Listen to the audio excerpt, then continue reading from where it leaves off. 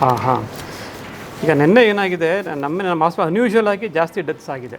ನಿನ್ನೆ ಬೆಳಗ್ಗೆ 8 ಗಂಟೆಯಿಂದ ಇವತ್ತು ಬೆಳಗ್ಗೆ 8 ಗಂಟೆವರೆಗೂ ನನ್ನ ಹತ್ರ ಸ್ಟ್ಯಾಟಿಸ್ಟಿಕ್ಸ್ ಇದೆ. ಒಂದು 11 ಜನ ಪೇಷಂಟು ನಿನ್ನೆ ಡೆತ್ ಆಗಿದ್ದಾರೆ. ಅದೇನಾಗಿದೆ, ಅದರಲ್ಲಿ ಇರೋರೆಲ್ಲ ಆಲ್ಮೋಸ್ಟು ತುಂಬ ಸೀರಿಯಸ್ ಆಗಿರೋ ಪೇಷಂಟ್ಸು. ಈಗ ಏನಾಗುತ್ತೆ, ನಮ್ಮದು ಟರ್ಷರಿ ಕೇರ್ ರೆಫರಲ್ ಹಾಸ್ಪಿಟ್ಲು. ಈಗ ಈ ಮೈಸೂರು ಸುತ್ತಮುತ್ತಲಿನ 5 ಜಿಲ್ಲೆಗಳಿಗೆ ಇದೊಂದೇ ಹಾರ್ಟ್ ಹಾಸ್ಪಿಟ್ಲ್ ಇರೋದು. ನಮಗೆ ಎಲ್ಲ ಕಡೆಯಿಂದನೂ ಪೇಷಂಟ್ಸು ರೆಫರ್ ಆಗ್ತಾರೆ. ಸಾಮಾನ್ಯವಾಗಿ ಸಿಂಪಲ್ ಕೇಸಲ್ಲಿ ಅಲ್ಲೇ ಟ್ರೀಟ್ಮೆಂಟ್ ಸಿಗುತ್ತೆ. ಸೀರಿಯಸ್ ಆದವ್ರನ್ನಷ್ಟೇ ಅವರು ಮಡಿಕೇರಿಯಿಂದ ಚಾಮರಾಜನಗರದಿಂದ ನಮ್ಮ ಹಾಸ್ಪಿಟ್ಲಿಗೆ, ಇನ್ನು ಸೀರಿಯಸ್ ಸ್ಟೇಟ್ ಅವರು ರೆಫರ್ ಆಗಿ ಬರ್ತಾರೆ. ಸುಮಾರು ಜನ ಅಡ್ಮಿಟ್ ಆಗೋ ಟೈಮಲ್ಲೇ ಸೀರಿಯಸ್ ಇರ್ತಾರೆ ಅವರು. ಅದನ್ನು ನಾವು ಅವ್ರ ಹತ್ರ ಇಂಟ್ರ್ಯಾಕ್ಟ್ ಮಾಡಿ ಹೇಳಿರ್ತೀವಿ, ನಿಮ್ಮ ಪೇಷಂಟ್ ಸೀರಿಯಸ್ ಇದ್ದಾರೆ, ಬದುಕಲಿಕ್ಕೆಲ್ಲ ಪ್ರಯತ್ನ ಮಾಡ್ತೀವಿ ಅಂತ.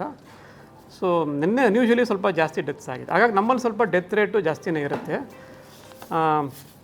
ಆದರೂ ನಾನೊಂದು ಸ್ಟ್ಯಾಟಿಸ್ಟಿಕ್ಸ್ ತೊಗೊಂಡಿದ್ದೀನಿ. ಫಾರ್ ಎಕ್ಸಾಂಪಲ್, ಈಗ ನಾವು ಕಳೆದ ವರ್ಷ ನಾವು ಇಡೀ ಹಾಸ್ಪಿಟಲ್ ಅಡ್ಮಿಷನ್ಸ್ ತೊಗೊಂಡ್ರೆ ನಮಗೆ ಹೋದ ವರ್ಷ 2025 ಜನವರಿ ಟು ಡಿಸೆಂಬರು ನಮಗೆ 1245 ಡೆತ್ ಆಗಿದೆ. 21,500 ಅಡ್ಮಿಷನ್ಸಲ್ಲಿ. ಅಂದರೆ ನಮಗೆ ಡೆತ್ ರೇಟು ಟೋಟಲು 5.7% ಹೋದ ವರ್ಷ. ಅಂದರೆ 100 ಜನ ಅಡ್ಮಿಟ್ ಆದರೆ 5ರಿಂದ 6 ಜನ ತೀರ್ಕೊಳ್ತಾರೆ. That is the death rate on an average ಕಳೆದ ವರ್ಷದ್ದು ಇದು. ಈ ವರ್ಷದ ಡೇಟಾನು ನಾನು ತೊಗೊಂಡಿದ್ದೀನಿ. ಆಮೇಲೆ ಇಯರ್ ವೈಸ್ ನಾವು ಈ ಹಾಸ್ಪಿಟ್ಲೇ ಪ್ರಾರಂಭ ಆದಾಗಿಂದ 2010ರಿಂದ ತೊಗೊಂಡ್ರೂ ನನ್ನ ಹತ್ರ ಡೇಟಾ ನಿಮಗೆ ಒಂದು ಕಾಪಿ ಕೊಡ್ತೀನಿ. About 6 to 8% is the average death rate. 100ಕ್ಕೆ 6ರಿಂದ 8 ಜನ ನಮ್ಮ ಹಾಸ್ಪಿಟಲಲ್ಲಿ ತೀರ್ಕೊಳ್ತಾರೆ. ಇದೊಂದು. ಮತ್ತು ಈ ವರ್ಷ ಡೇಟಾನೂ ಇದೆ. About 5 to 6%. ಇದು ಇಂಟರ್ನ್ಯಾಷನಲ್ ಸ್ಟ್ಯಾಂಡರ್ಡ್. ಇನ್ನು referral hospital tertiary care, this is the accepted mortality. ಆಯ್ತು, ಯಾಕಂದ್ರೆ ಬರೋರೆಲ್ಲ ಹಾರ್ಟ್ ಪೇಷಂಟ್ಸು ತುಂಬ ಸೀರಿಯಸ್ ಇರೋರು. ಇಷ್ಟು ನಿನ್ನೆ ಒಂದು ದಿವಸ ಮಾತ್ರ ಸ್ವಲ್ಪ ಡೆತ್ಸ್ ಆನ್ ಆನ್ ಆ್ಯಾವ್ರೇಜ್ಗಿಂತ ಜಾಸ್ತಿ ಆಗಿದೆ. ನಿನ್ನೆ 11 ಜನ, ಕೆಲವು ಸಲ 2-3 ಡೆತ್ ಇರುತ್ತೆ ಕೆಲವು ದಿವಸ. ಆವ್ರೇಜ್ ಔಟ್ ಮಾಡಿದಾಗ ಅಬೌಟ್ 6% ಪೇಷಂಟ್ಸ್. ಹೌದು, ಹೇಳ್ತೀನಿ.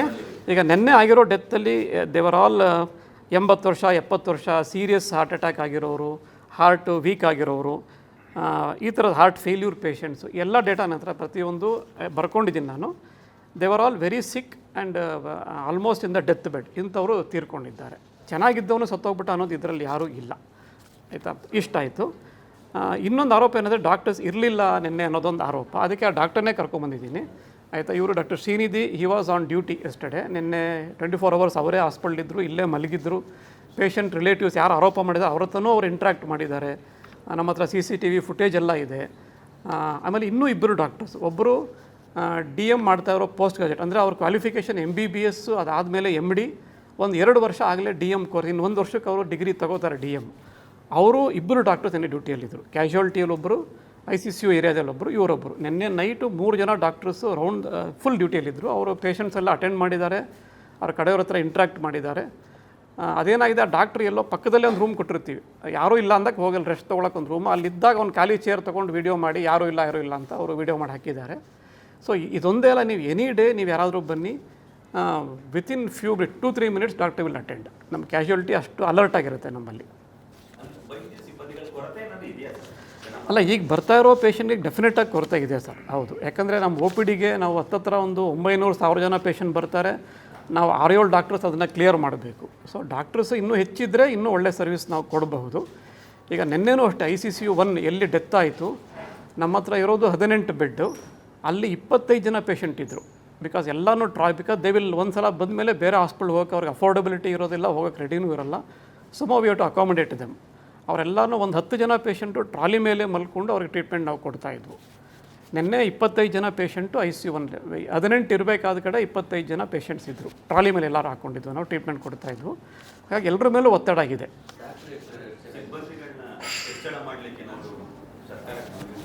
ಎಲ್ಲ ಖಂಡಿತ ಸಿಬ್ಬಂದಿ ಬೇಕು ಅಂತ ನಾವು ರಿಕ್ವೆಸ್ಟು ನಮ್ಮ ಡೈರೆಕ್ಟ್ರಿಗೆ ಕೊಟ್ಟಿದ್ದೀವಿ.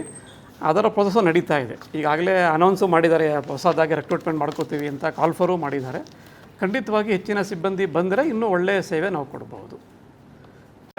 ಅಲ್ಲ, ನಮಗೂ ಇದೊಂಥರ ಡಿಮಾರಲೈಸಿಂಗ್ ಇದು.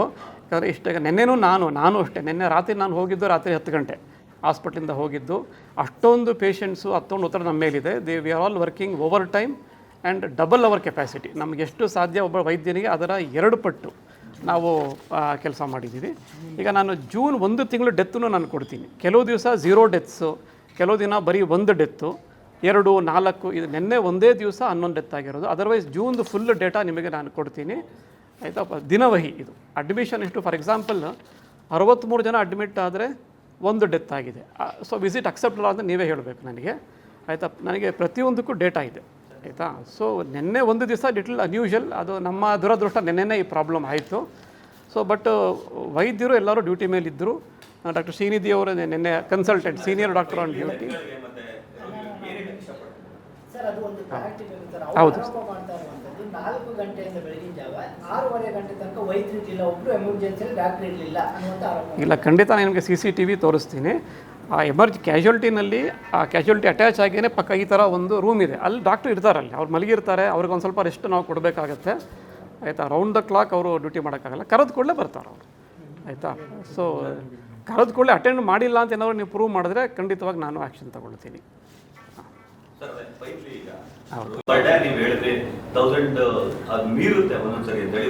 ಹೌದು ಹೌದು ಕರೆಕ್ಟ್. ಹೌದು, ಅಟ್ಲೀಸ್ಟ್ ಇನ್ನೊಂದು 10ರಿಂದ 15 ಜನ ಡಾಕ್ಟರ್ಸ್ ನಮ್ಗೆ ಎಕ್ಸ್ಟ್ರಾ ಬೇಕಾಗುತ್ತೆ. ಹೌದು, ಈಗ ನಮ್ಮಲ್ಲೊಂದು 65 ಜನ ಎಲ್ಲ ಡಾಕ್ಟರ್, ಎಲ್ಲ ಸ್ಪೆಷಾಲಿಟಿ ಸೇರಿ ನಾನು ಹೇಳ್ತಾ ಇದ್ದೀನಿ. ಕಾರ್ಡಿಯಾಲಜಿಸ್ಟ್ಗಳು ನಮ್ಮ ಹತ್ರ 20 ಜನ ಇದ್ದಾರೆ. ಜೂನಿಯರ್ ಡಾಕ್ಟರ್ಸ್ ನಮ್ಗೆ ತುಂಬ ಬೇಕು. ಜೂನಿಯರ್ ಡಾಕ್ಟರ್ಸ್ ಅಂದರೆ ರೌಂಡ್ ದ ಕ್ಲಾಕ್ ICUನಲ್ಲಿ ಡ್ಯೂಟಿ ಮಾಡಲಿಕ್ಕೆ ನಮಗೆ ಜೂನಿಯರ್ ಲೆವೆಲ್ ಡಾಕ್ಟರ್ಸು ಅಥವಾ ಪೋಸ್ಟ್ ಗ್ರಾಜುಯೇಟ್ ಡಾಕ್ಟರ್ಸ್ ಬೇಕು. ಅವರು ಇನ್ನೂ ಹೆಚ್ಚಿನ ಸಂಖ್ಯೆ ನಮ್ಗೆ ಬೇಕಾಗುತ್ತೆ. ಫಾರ್ ಎಕ್ಸಾಂಪಲ್, ಹೌದು ಸರ್, ಸರ್ಕಾರ ರೆಕ್ರೂಟ್ ಮಾಡ್ಕೊಳ್ಳೋಕೆ ರೆಡಿ ಇದೆ, ಆದರೆ ಡಾಕ್ಟರ್ಸು ಜಾಯಿನ್ ಆಗಲಿಕ್ಕೆ ಈ ಪರ್ಟಿಕ್ಯುಲರ್ ಪಾಯಿಂಟ್ ಏನಂದರೆ ಈ ತಿಂಗಳಿದೆಯಲ್ಲ, ಮುಂದಿನ ತಿಂಗಳು ಅವರೆಲ್ಲರಿಗೂ ಪೋಸ್ಟ್ ಗ್ರಾಜುಯೇಟ್ ಎಂಟ್ರೆನ್ಸ್ ಎಕ್ಸಾಮ್ ಇದೆ, ಆಗಸ್ಟಿಗೆ ಎಂಟ್ರೆನ್ಸ್ ಇದೆ, ಅವರೆಲ್ಲರೂ ಓದ್ತಾ ಇರ್ತಾರೆ ಈ ಟೈಮಲ್ಲಿ. ಸೊ ನಮಗೆ ಈ 2 ತಿಂಗಳು ನಮಗೆ ಜೂನಿಯರ್ ಡಾಕ್ಟರ್ಸ್ ಸಿಕ್ಕೋದಿಲ್ಲ, ಅವರೆಲ್ಲ ರಜಾ ಹಾಕಿ ಅಥವಾ ರಿಸೈನ್ ಮಾಡಿ ಓದ್ಕೊಳ್ತಾರೆ. ಎಕ್ಸಾಮ್ ಆದಮೇಲೆ ಮತ್ತೆ we will get huge inflow of doctors. ಈಗ ನಾವು ತಗೊಳ್ಳೋಕೆ ರೆಡಿ ಇದ್ದೀವಿ, ಸರ್ಕಾರ ರೆಡಿ ಇದೆ, ಬಟ್ ಜಾಯಿನ್ ಆಗಲಿಕ್ಕೆ ಡಾಕ್ಟರ್ಸು ಈ ಟೈಮಲ್ಲಿ ಇದೊಂದು. ಹೌದು,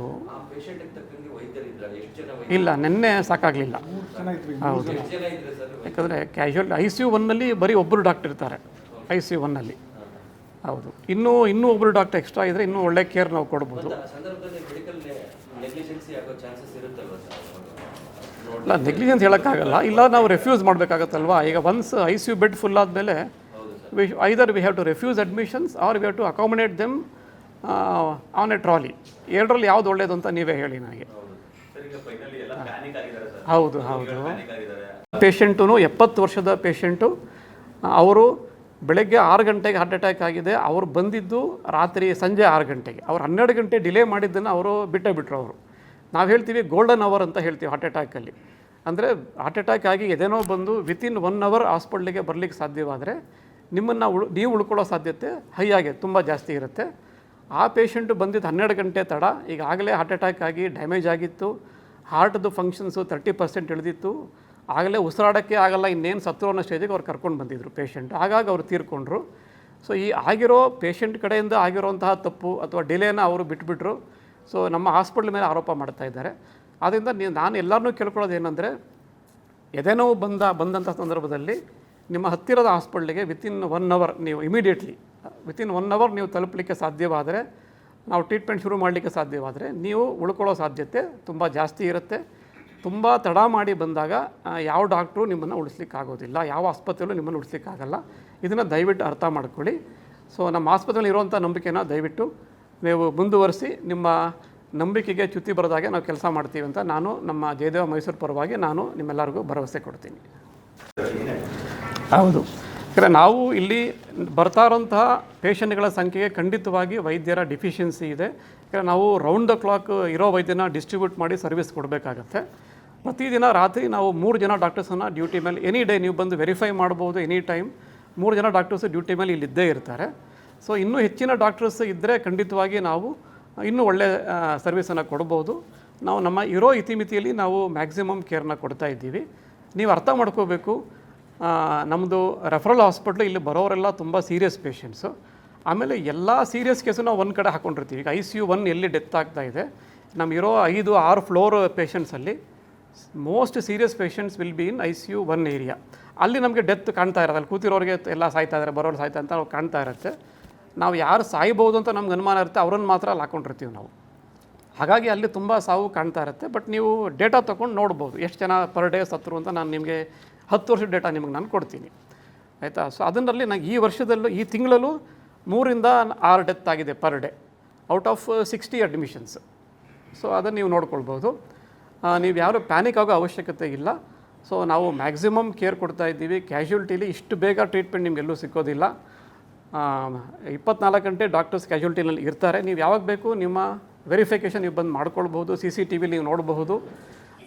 ಅದು ಪ್ಯಾನಿಕ್ ಆಗೋ ಅಗತ್ಯ ಇಲ್ಲ. ನಮ್ಮ ಇತಿಮಿತಿನಲ್ಲಿ ಸರ್ಕಾರಿ ಆಸ್ಪತ್ರೆ ಸ್ವಲ್ಪ ಇತಿಮಿತಿ ಇರುತ್ತೆ, ಅದರಲ್ಲಿ ನಾವು ಮ್ಯಾಕ್ಸಿಮಮ್ ಕೇರನ್ನು ನಾವು ಕೊಡ್ತಾ ಇದ್ದೀವಿ. ಸೊ ದಯವಿಟ್ಟು ಪ್ಯಾನಿಕ್ ಆಗಬೇಡಿ.